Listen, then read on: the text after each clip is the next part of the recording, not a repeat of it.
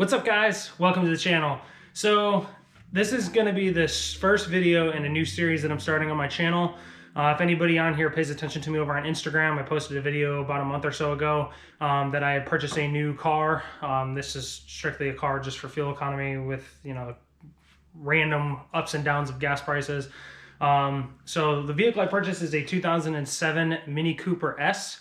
In the Mini Cooper world, that's known as an R56. This vehicle has about 147,000 miles on it, so not super high, not, more desirable low mileage example.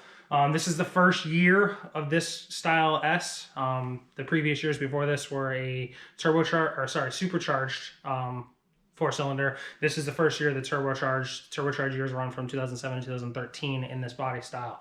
So this video series is going to be going over the first video in the series is going to be a buyer's guide style video, kind of going through the things to look for if you're purchasing one of these. I kind of want to do this series on this vehicle because these cars are kind of getting to the point where they're cheap now and they're very easily modified. They're very quick cars. They're fun to drive.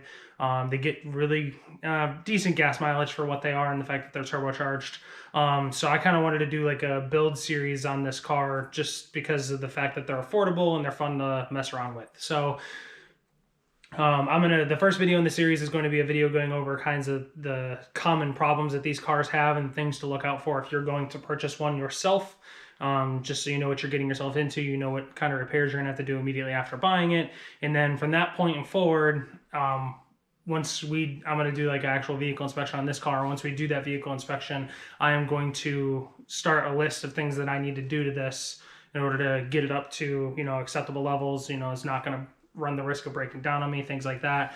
And then the other thing that I'm going to do with this series is I'm going to do modifications to the car at the same time.